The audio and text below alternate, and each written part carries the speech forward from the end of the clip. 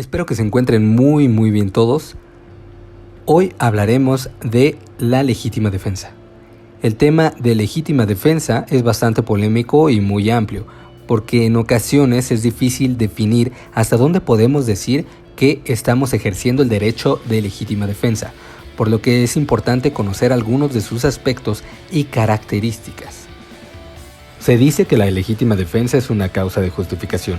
Esto quiere decir que la ley nos permite o vuelve lícita una acción típica para proteger un bien tutelado. Y al final, el efecto de todas las causas de justificación, también conocidas como normas permisivas, es detener el análisis del delito. Es decir, no existirá delito aun cuando exista una acción típica. En general, el delito está integrado por 4 grandes fases: la acción, la tipicidad, la antijuridicidad y la culpabilidad. Las causas de justificación, como lo es la legítima defensa, se ubican en la antijuridicidad, pues para que podamos afirmar la existencia del injusto, es necesario que la acción típica realizada por el agresor sea antijurídica. La antijuridicidad entonces se refiere a que no existe ninguna causa de justificación en el evento realizado por el agresor. Desde un punto de vista filosófico, la legítima defensa es un derecho, el derecho a defenderse. Entonces, si la legítima defensa es un derecho, corresponde al titular de ese derecho ejercerlo o no ejercerlo. Por ejemplo, si una persona que está en condiciones de eludir una confrontación decide no hacerlo, entonces se dice que está ejerciendo sobre su derecho, pero también está decidiendo sobre su derecho si decide confrontar a su agresor. Aunque existen muchos miembros del sistema judicial que sostienen que si la confrontación era evitable, entonces debe negarse el derecho a la legítima defensa derivado de uno de los requisitos técnico-dogmáticos que habla sobre la necesidad de la defensa, pues si no era necesaria la defensa, entonces no hay derecho de legítima defensa. Es decir, que si se podía evitar la confrontación, entonces no habría legítima defensa. El artículo 29 del Código Penal Federal menciona que habrá causa de justificación por legítima defensa cuando se repela una agresión real, actual o inminente. La legítima defensa es un derecho de repulsa, pues se repele una agresión mientras ésta exista, por lo que si la agresión cesa por cualquier motivo, entonces el derecho de legítima defensa también termina en ese mismo instante, incluso si la agresión cesa por la consumación de un delito, por ejemplo, la consumación de un asalto.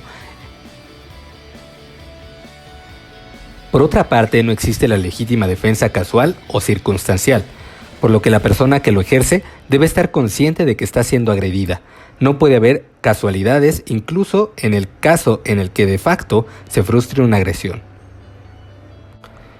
Siendo que la amenaza debe de ser actual o inminente, la legítima defensa no existe a cautela o por prevención. Es decir, primero se tiene que dar una agresión y luego se tiene que dar una repulsa. No pueden tomarse medidas para repeler una agresión futura incierta y tampoco los mecanismos automáticos ante estímulos pueden ser considerados instrumentos de legítima defensa, a menos de que puedan ser activados por la persona agredida en el momento de la agresión. Cuando utilizamos un derecho a la legítima defensa para tratar de repeler una acción activa, este derecho termina hasta anular dicha acción. Pero en el caso de las acciones omisivas, este derecho termina hasta que la acción se lleva a cabo por parte de la persona que la omite. La legítima defensa en materia de omisión es la legítima defensa contra los garantes que se niegan a cumplir sus obligaciones. El artículo 29 menciona también que la agresión debe ser real e inminente. Sin embargo, no hay un espacio temporal o parámetros objetivos para saber cuándo es inminente.